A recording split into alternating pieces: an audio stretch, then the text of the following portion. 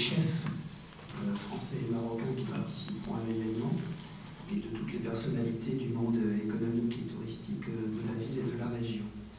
L'idée est que, comme vous le savez peut-être, depuis l'année dernière, le ministre français des Affaires étrangères, Laurent Fabius, a décidé de créer chaque année un événement qui s'appelle Goût de France, français-anglais, pour, là encore, valoriser et mettre en avant tout le potentiel économique que représente la gastronomie française en l'occurrence, sur cet événement en particulier.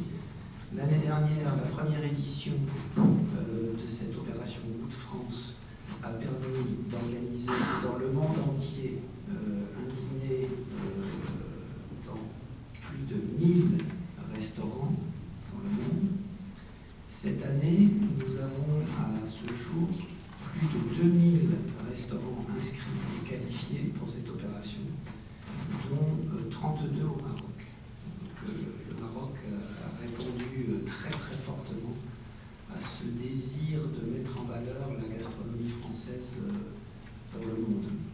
C'est une opération importante, c'est une opération de diplomatie économique au bout du compte, puisque ça permet de faire mettre en valeur les savoir-faire et ce que disait tout à l'heure très bien Jean Collin et le président, l'excellence.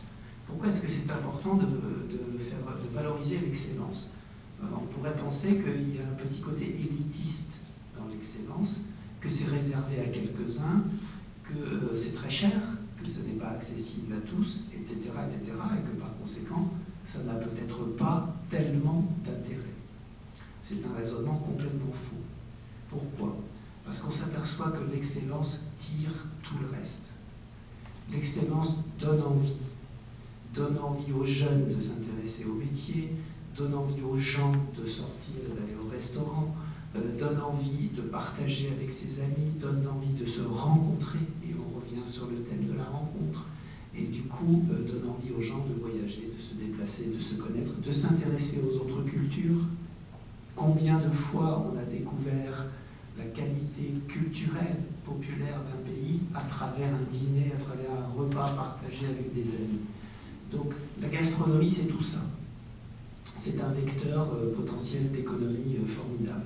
Et l'autre avantage de ce secteur d'activité, en particulier, c'est que les emplois qu'il génère ne sont pas délocalisables. Si on veut manger marocain dans un restaurant marocain, ça ne peut se passer qu'au Maroc. C'est comme ça. Parce que le produit vient de la terre marocaine, sort de la mer marocaine et est préparé par des chefs marocains au Maroc. C'est la même chose en France, c'est la même chose partout dans le monde. Et donc c'est un secteur d'activité qu'il faut impérativement soigner, si je puis dire. Donc il faut avoir en tête en permanence qu'il est extrêmement important pour l'économie et pour les populations. Et puis le dernier point, il est un petit peu particulier celui-là, c'est que comme vous le savez, nous sommes l'année de la COP 21, qui est aujourd'hui présidée par la France, et que le relais sera pris par le Maroc. Encore un hasard, peut-être, je ne sais pas, ou peut-être pas, un signe positif.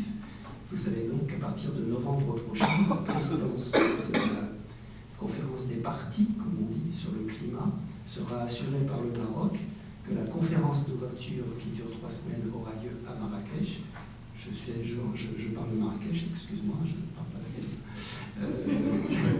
mais il y aura peut-être on travaille, je ne plaisante pas tant que ça, on travaille avec le gouvernement français et le gouvernement marocain à faire en sorte que des événements, des side events, comme on dit, c'est-à-dire des événements parallèles, se tiennent à Agadir et que également des participants soient hébergés à Agadir. Donc vous voyez qu'il y aura même des retombées positives pour Agadir grâce à la COP 22. Et donc pourquoi parle-t-on de la COP? Parce que la COP c'est le climat c'est l'environnement, et l'environnement ce sont les produits que nous mangeons, que nous consommons tous les jours, qui sont plus ou moins bio ou pas, et par conséquent qui mettent en jeu notre santé, la santé des générations futures, etc. Donc vous voyez que si on tire sur le fil, si on commence à tirer sur le fil au bout duquel, au sommet duquel se trouve la gastronomie, en réalité, on met en œuvre énormément de secteurs